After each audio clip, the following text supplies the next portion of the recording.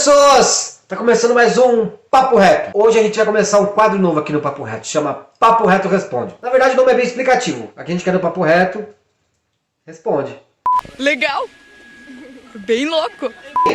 Primeira pergunta. Bertoldo Oliva, de Pântano Vertejante, pergunta: querido pastor, Jesus já se apaixonou?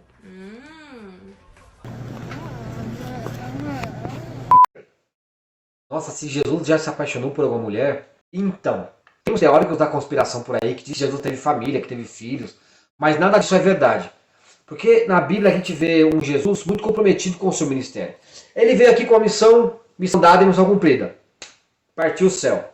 Já pensou você se Jesus tivesse tido família, se tivesse tido filhos, o ministério dele como que ia fluir? Meu, o cara sabe que ele vai vir e vai ter que ir embora. Vai deixar uma família para trás, com que sustento? Como é que ele vai fazer isso? Na verdade, como seria a relação dos seres humanos com a família de Jesus? Com os filhos de Jesus, a descendência de Jesus? Tem uma passagem na Bíblia que Deus quis tirar o corpo de Moisés da terra e sumiu com ele para que não houvesse adoração. Imagina como se tivesse os filhos de Jesus. Como que estaria a adoração no mundo hoje? Jesus não se apaixonou porque ele não teve a intenção. Não foi para isso que ele veio. Na verdade, Jesus sofreu tudo que um homem poderia sofrer aqui na terra. Todas as tentações que eu e você tivemos, ele teve também. Mas Jesus era um cara comprometido com o seu ministério. Então, para ele ali não dava. Na verdade, assim, alguém deve ter paquerado ele, ou alguém deve ter tido a conversinha e tal. Pode ser? Claro que pode ser. Ele sofreu tudo que eu sofri e o que você sofreu, mas o foco dele não era esse. O foco de Jesus não era namorar. O foco de Jesus não era ter família aqui. Ele veio, cumpriu sua missão e partiu o céu. Próxima pergunta. Por que Deus mudava o nome das pessoas?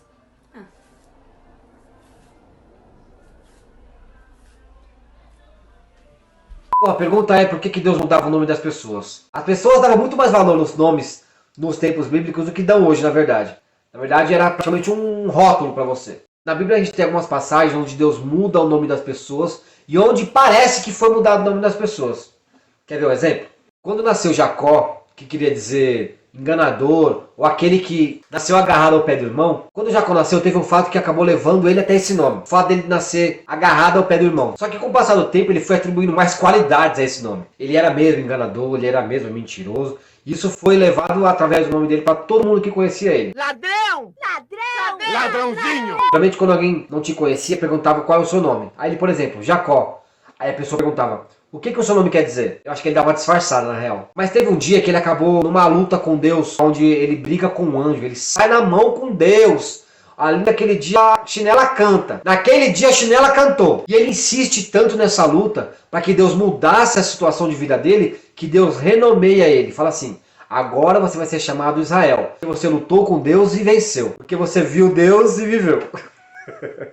Porém, depois dos relatos bíblicos, você quase não vê o pessoal chamando ele de Israel.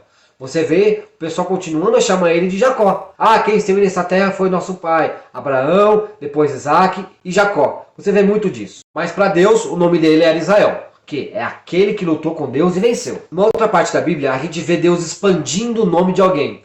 Esse alguém era Abrão. O nome dele quer dizer pai exaltado ou patrono. Expecto Patronum! Logo depois da promessa, Deus expande o nome dele. Começa a chamar ele de Abraão, que quer dizer pai de multidões. Ou muito paizão. Ou paizãozão. Ou mega power pai. E esse sim foi chamado até o final de Abraão, porque Deus quis realmente mudar o nome dele. Agora tem alguns casos na Bíblia onde eram citados como cognomes. O que é um cognome? É um vulgo ou um apelido. Nós temos a passagem onde Saulo começa a ser chamado de Paulo. Na verdade, as pessoas acham que foi Deus que mudou o nome de Saulo para Paulo, mas na verdade não era.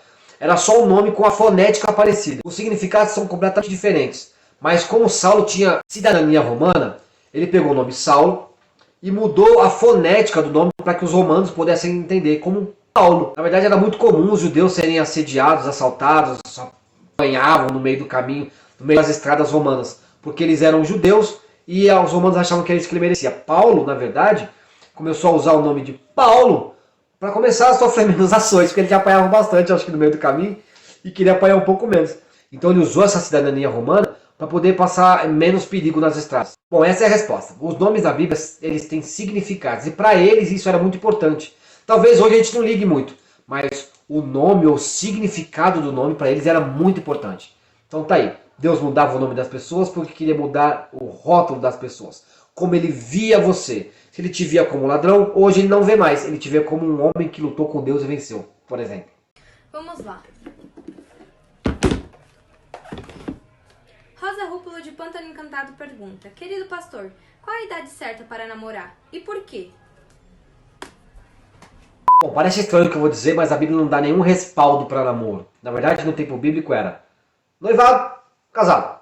Você conhecia, ou você era prometido porque a pessoa, você noivava com ela. O que é o noivado? É um processo até o casamento. É um tempo que você tem com a sua noiva para preparar o casamento. Na verdade, a gente entende errado o negócio do namoro. O namoro mundano é muito diferente do namoro evangélico. No namoro mundano, você tem todos os benefícios do casamento, sem ter a responsabilidade do casamento. E isso Deus não gosta. O crente namora para casar. E essa é a minha opinião. Se você tem um namoradinho, se você quer namorar, você tem que pensar assim: daqui 1, 2, 3 anos eu posso estar casado com esse cara? Ou essa moça vai estar casada comigo? Você tem idade para isso? Imagina você. Qual que é a idade certa para casar? Se você tem 12 anos hoje, com 15 você vai estar casada? Não. Você se vê nessa situação? Então acho que não é a idade certa para você namorar. Minha opinião pessoal como pastor é entre 17, 18, 19 anos, para que você possa ter esse tempo de maturação para poder planejar um casamento e viver feliz a partir daí. Agora, quando você é muito nova, você nem cabeça tem para isso. Você tem que estudar, você tem que ajudar a sua família, você tem muitas outras coisas para você fazer antes de pensar em namoro. Caba safado.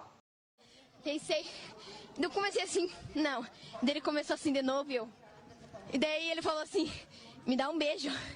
Quando ele falou aquilo lá, e eu tinha escutado a pregação do pastor Rafael, e ele tinha falado que a gente não pode estar namorando e se pegando. Só namorando mesmo.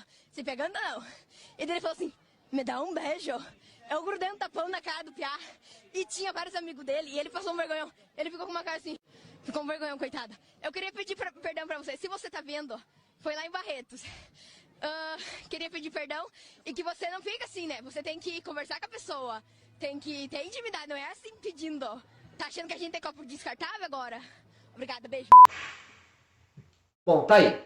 Qual a idade certa para namorar? Minha opinião pessoal, mais velho possível. E por quê? Para que você tenha cabeça para fazer esse tipo de coisa. Assumir um lar, assumir a família não é fácil. Quanto mais estrutura você tiver, quanto mais tempo você tiver de experiência de vida, mais fácil vai ser para você. Agora, se você quiser quebrar a cabeça, se quiser lá dar cabeçada de novo, arruma um namoradinho do mundo e vai dar pau. Beleza? Então é isso aí, pessoal. Esse foi o primeiro Papo Reto Responde. Espero que vocês gostem. Manda pergunta pra gente, que a gente responde ou não. E é isso aí. Valeu!